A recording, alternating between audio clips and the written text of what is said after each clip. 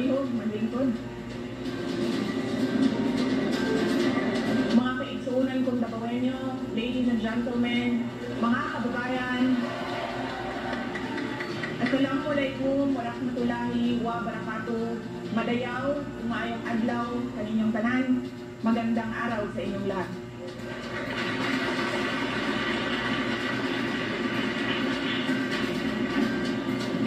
Unahin ko po muna ang aking mga pagpapasalamat. Una po, ang aking pagpapasalamat sa Kingdom of Jesus Christ, sa inyong paanyaya sa akin na dumalo sa inyong 39th anniversary. Maraming salamat po sa inyong imbitasyon.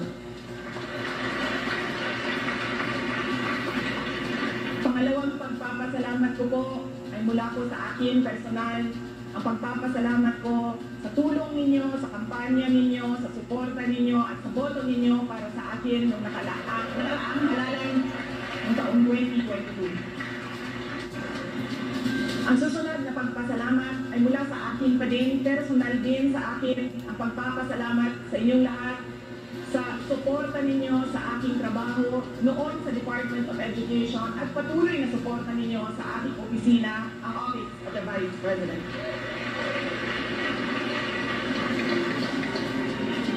At ang huling pagpapasalamat ay mula po sa aming pamilya, ang pamilya Duterte. Napakalaki ng utang na loob namin sa inyong lahat, mga kababayan, sa pagkakataon na ibinibigay ninyo sa amin na makapaglingkod sa ating minamahal na Pilipinas. Maraming salamat po.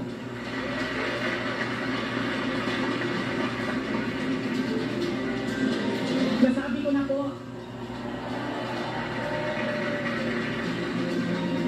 unahin ko po muna ang mga narinig ko at narinig ko rin na nasabi ng membro ng Kingdom of Jesus Christ na sala ng gumitanan ni Inday Sara, umidagan pa siya presidente, dili na magkalisod-lisod ani atong naso.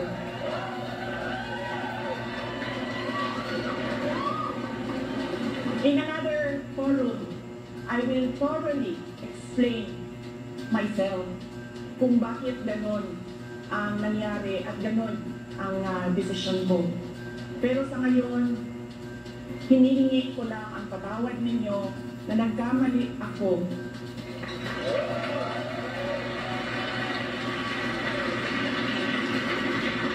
Nagkamali ako sa paghingi ng tulong at suporta nyo para kay Pangulong Bongbong Marcos.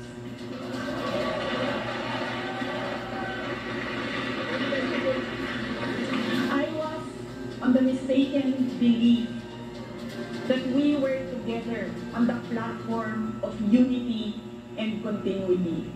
Nagkamali ako, kaya hinihingi ko ang patawad ninyo.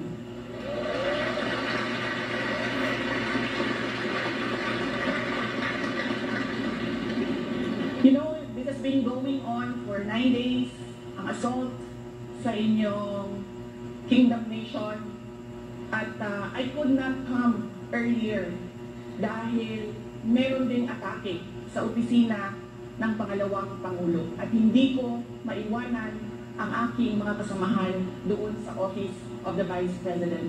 But always remember na wala man ako lagi sa mga masasayang araw ninyo, pero nandito ako lagi sa inyong kalungkutan. I will always be with you in your darkness.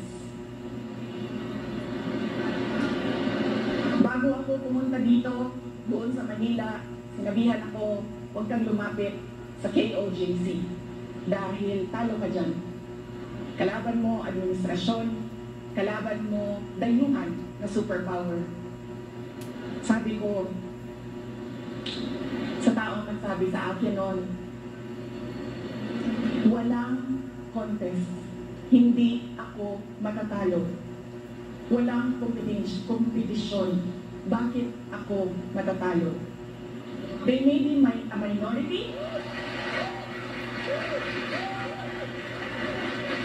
they may only be 8 million around the world.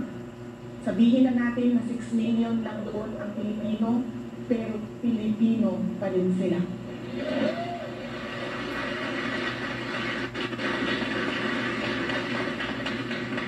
Noong ako ay naging Vice President, isang sa lagi na problema natin, hindi lang dito sa Davao City, but sa iba't ibang lugar ng Pilipinas, ay ang disaster response.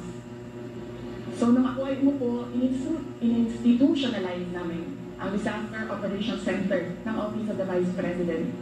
Ang aming paghahanda ay disaster response.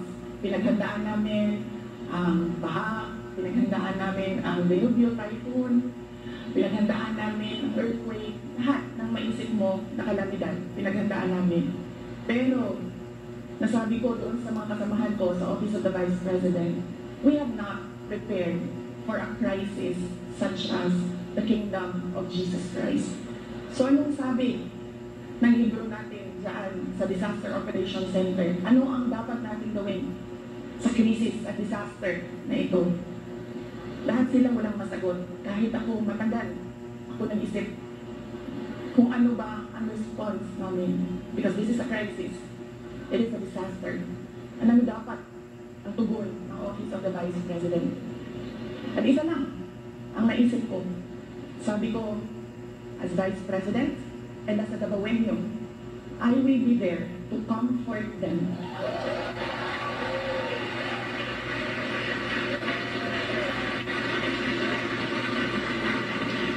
I have a moral obligation to assist them if they feel that they are persecuted, kahit kukunti lang sila. Trabaho ko yan bilang pangalawang Pangulo.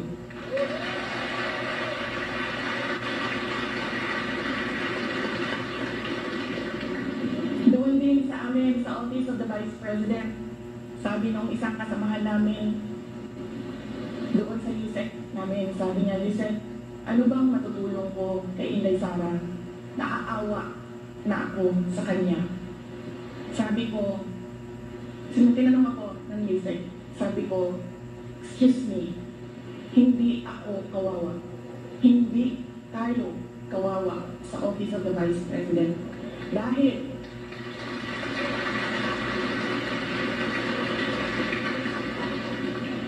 tatlong beses tayo kumakain araw-araw. Kung gusto natin bumili ng leche flan, meron pang leche flan. At ayaw natin ng leche flan, gusto natin ng ice cream, makakabili tayo ng ice cream. Sabi ko, ito personal ko na experience. Kaibigan ko, 47 years old. Sumakit lang ang likod. Anong sabi ng doktor? It's cancer of the bones, cancer of the lungs, cancer of the pancreas, cancer of the brain, all together in one person. At anong sabi ng doktor? 6 months na lang. Yun ang kawawa. Sabi ko, ang dami sa ating mga kababayan na nakakaramdam ng gutom dahil hindi na nila mabili ang pagkain sa sobrang mahal ng pagkain. 2 beses na lang kumakain sa isang araw. Yun ang kawawa. Sila ang dapat tulungan. Dumadami ang naghihirap sa ating bansa. Dumadami ang nahihirapan makahanap ng regular na trabaho. Sila ang totoong kawawa at kailangan ng tulong natin.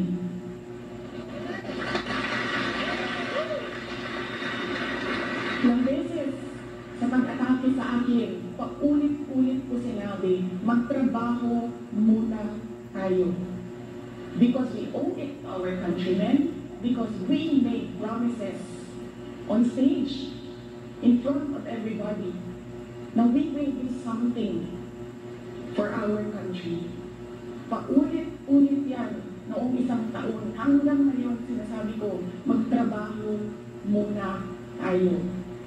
Mas maraming nangangailangan ng tulong kaysa mas interesado sa politika. Pero this night is not about me and my problems. Hindi ako kawawa. Mas kawawa ang mga kaibigan natin na natutulog sa tabing daan, gutom. Minsan, sa isang araw, wala na talagang kinakain. Sila ang totoong problema at totoong nangangailangan ng tulong dahil sila ang kawawa. This is about kingdom of Jesus Christ and the assault on the kingdom nation. Tandaan ninyo, hindi kayo kawawa.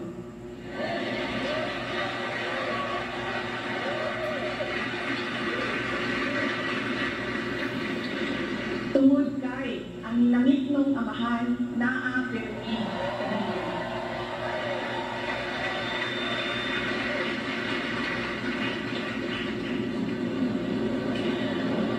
Noong isang araw, kausap ko yung SMNI president.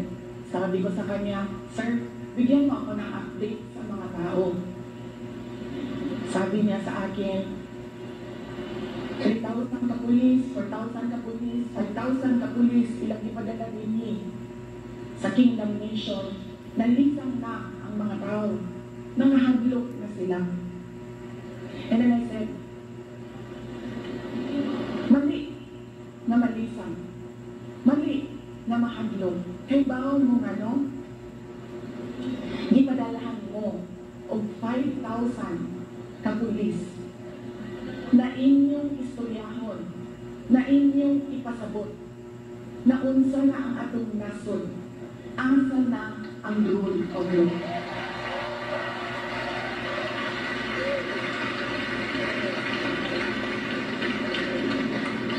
Ipadala sila din para hadlokon mo, gipadala mo sa Ginoo para pasagtol sila.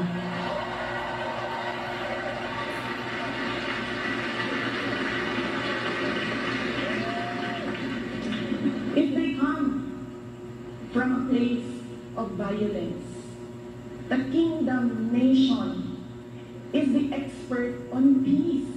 Kaya mo anak. Dabaweños are peace-loving Filipinos. And in fact, dili lang Dabaweños, because the Kingdom Nation citizens can be found all over the country and around the world.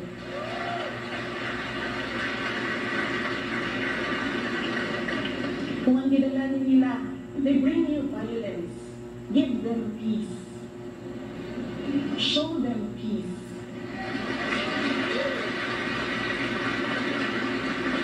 Make them understand that this is not about me and you.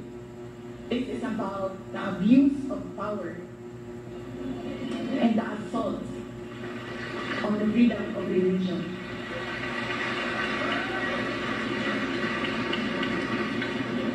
Violence, you have peace. Bullets and tear gas, what do you have? You have the words of the Almighty God. The Bible. Padalhan mo nila og bala, tiramon mo og tear gas. Preach to them the words of God.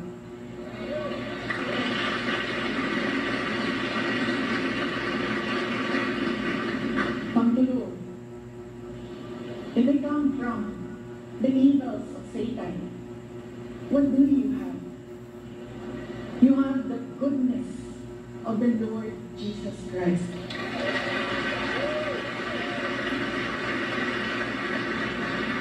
And always remember, kahit saan ka man pumunta, lahat nagsasabi, good triumphs over evil.